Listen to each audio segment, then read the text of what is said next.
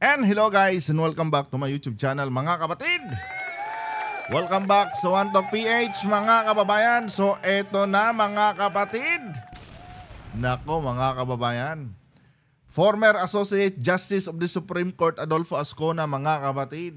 Nagsalita na po patungkol dito mga kababayan sa salitang forthwith na nakasaad mga kababayan sa Article 11 of the Philippines Constitution.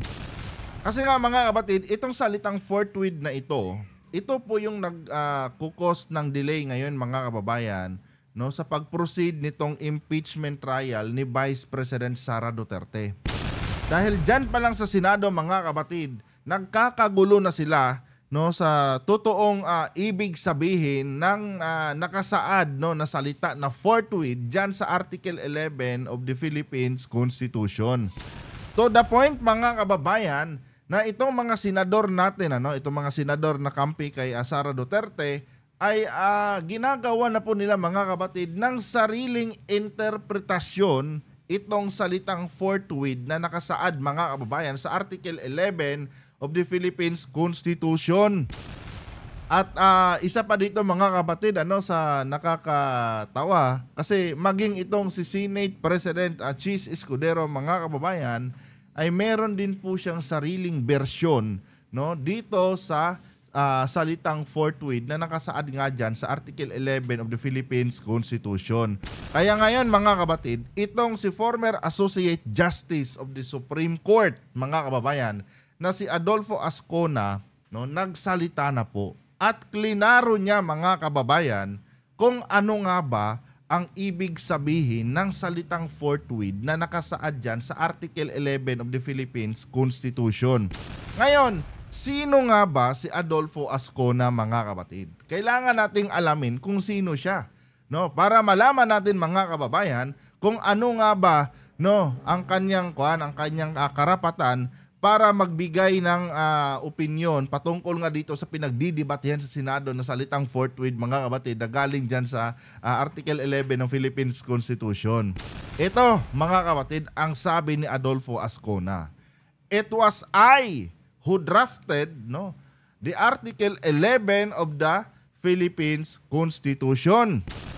I also wrote the procedural section including the word forthwith, and it is precisely meant to mean immediately without unreasonable delay, or in the national language official version, agad-agad. Nang ibig sabihin mga kapatid, after ma-receive ng Senado itong article of impeachment ni Vice President Sara Duterte mga kababayan, dapat mag-proceed agad yung impeachment trial. Oo. Yun ang ibig sabihin dito mga kapatid ni Adolfo Ascona, ni former Associate Adolfo Ascona.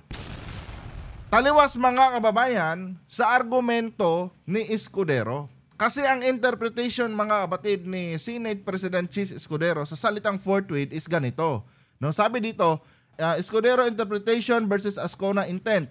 Ayon kay Escudero mga kapatid, it means as soon as procedurally possible but not at the expense of the Senate rules, recess, or precedence. Diba? Yun ang interpretation ni mga kapatid ni Senate President Chis Escudero. However, mga kababayan, ang kay Ascona naman mga kapatid is ganito. It means agad-agad. The Senate must not delay. So, merong mga kapatid, merong pagkakaiba sa kanilang interpretasyon sa salitang forthwith.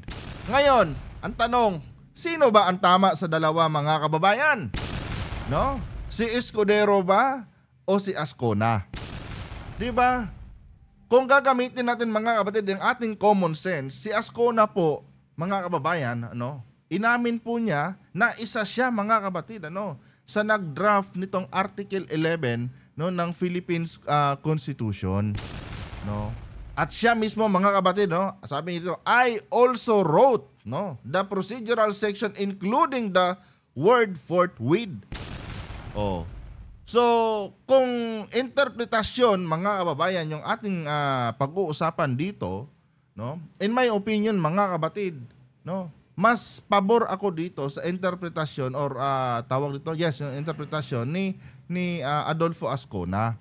Dahil siya mismo mga kababayan, isa siya, no, sa nagsulat diyan sa salitang fourth with na yan na nakasaad diyan sa Article 11 of the Philippines Constitution.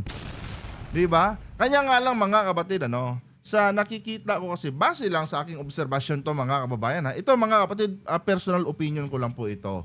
No, base kasi sa aking nakikita dito mga kababayan, itong si Senator Chis Escudero mga kapatid, which is siya po yung Senate President ngayon.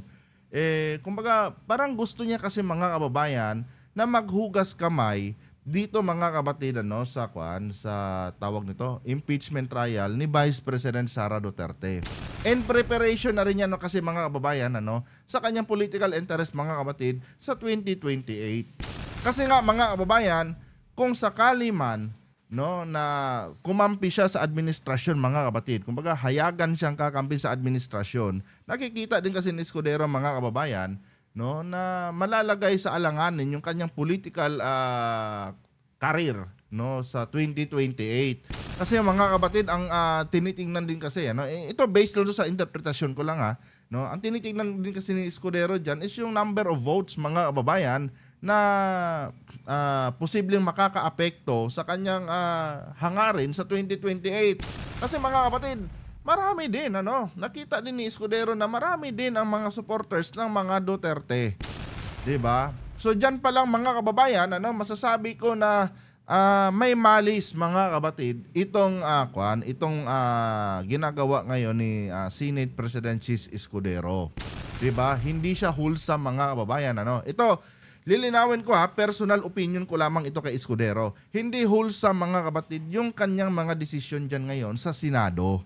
'Di ba? May pagdadalawang isip siya Kumbaga mga kababayan, may kinakatakutan siya mga kapatid. That's why hindi siya makapagdesisyon ng diretso. Dinadaan pa niya sa kung ano-ano mga kadramahan mga kababayan itong impeachment trial ni Sara Duterte dahil natatakot siya may para sa akin may kinakatakutan siya mga kapatid na maaaring makakaapekto sa kanyang hangarin sa 2028 national elections. Pero ganun pa man mga kababayan bilang isang bilang isang halal ng taong bayan, dapat iset aside nyo muna yung inyong mga political interest at dapat harapin nyo muna itong mga pinapatrabaho sa inyo ng taong bayan, which is itong impeachment trial ni Sara Duterte. 'Di ba? Ang ginagawa kasi nila Escudero ngayon mga kapatid at ng mga ibang senador diyan is alam niyo 'yun, sini-safe keep nila yung kanilang mga sarili mga kababayan para sa susunod na eleksyon. Na kung saan sinasakyan din mga kapatid ng mga kaalyado ngayon ni Sara Duterte. 'Di ba? 'Yun yung nangyayari ngayon mga kababayan Yung mga pansarili na po nilang interest yung kanilang inaalaala ngayon at hindi na po ang taong bayan. 'Di ba? Dapat gampanan nyo muna yung mga constitutional duties nyo. Dahil trabaho nyo yan Hinalal kayo ng taong bayan para dyan. Hindi para unahin yung inyong mga sariling interest dyan sa 2028. Kasi obvious mga kapatid Very obvious po talaga mga kababayan na kaya itong si Escudero nagdadalawang isip mga kapatid. Dahil gusto niya na hindi mawala sa kanya itong mga supporters ng mga Duterte. 'Di ba? Kahit ano pang sabihin mo diyang mga paliwanag mo, Senator Chis Escudero, simple lang po yan. Kung totoong para ka sa taong bayan, gampanan mo ang iyong posisyon. 'Di ba? Or else, bumaba ka. Bumaba ka. Ibigay mo yung posisyon mo sa ibang mga senador na karapat-dapat dyan. Kung may pagdadalawang isip ka, pwede ka namang magkusang bumaba dyan at hayaan mo na yung mga kasamahan mo dyan na umupo sa iyong kinauupuan ngayon. Hindi yung idadamay mo sila. 'Di ba? Idadamay mo sila dahil ikaw, may iba kang may iba kang plano. Hindi dapat ganon Senator Chis. 'Di ba? Para sa taong bayan, para sa taong bayan, dapat ituloy niyo na 'yan. Ituloy niyo na yung impeachment na 'yan. And ito guys sa paglilinaw lang, no, para sa mga hindi nakakaintindi, hindi pa naman convicted si Sara Duterte, mga kapatid. Kaya nga magkakaroon ng trial, mga kababayan, para no, malaman natin ang katotohanan, no, para ma-justify ni Sara Duterte, mga kapatid, itong mga aligasyon na binabato sa kanya ngayon, no, na nakasaad diyan sa article of impeachment. 'Di ba?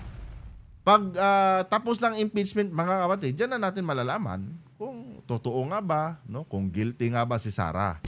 And ito lang, no, kung sakali mang mapatunayan, mga kapatid, at ma-impeach ng tuluyan itong si Sara Duterte, mga kababayan, dahil napatunayan na totoo itong mga nakasulat dito sa article of impeachment, maaari po, mga kababayan, na hindi na po talaga makatakbo itong si Sara Duterte ngayon sa 2028, mga kapatid. Dahil yan po ang nakasaad sa batas. Once na na-impeach ka, hindi ka na po makakatakbo, no, sa kahit anong posisyon sa gobyerno, mapalokal man yan o national position. Diba? Pero kung malinis naman si Sara Duterte, mga kababayan, dapat hindi siya dapat natatakot dito. 'Di ba? Dapat harapin niya 'to. Dapat ipakita niya sa taong bayan na malinis yung kanyang konsensya. Gaya nga ng sabi ko sa inyo, mga kapatid, kahit magtulong-tulong pa yung Senado at House of the Representatives, no, para patalsikin ka, kung malinis ka talaga, no, wala talagang magagawa yan sila. 'Di ba? Mananaig pa rin ang katotohanan. Siyempre, ikaw mismo, no, makakapagpatunay ka na sa sarili mo na yung mga aligasyon niyo, walang katotohanan yan. No, meron ako mga pruweba. Kumbaga may mga resibo ka, 'di ba? Na hindi totoo yung mga aligasyon nyo at ito ang totoo. May resibo ako, 'di ba? Ganun lang kasimple 'yon. And panawagan lang natin kay Senate President Chis Escudero, kung hindi niyo po kayang gampanan, no? Or may pagdadalawang isip kayo na gampanan yung inyong tungkulin, no, para dito sa kinakaharap na impeachment trial ni Sara Duterte, ibigay niyo na lang po ang inyong posisyon sa iba niyong kasamahang mga senador na kung saan karapat-dapat po, no, para diyan sa posisyon na meron kayo. Huwag niyo po sanang idamay ang taong bayan sa inyong mga pansariling interes. Anyway guys, hanggang dito lang itong video na ito. Kung nagustuhan niyo po ang ating content ngayon, huwag kalimutang mag-subscribe at pag-like ang ating video para i-share pa ni YouTube sa iba pang hindi pa nakakapanood. Hanggang dito na lang. Adios.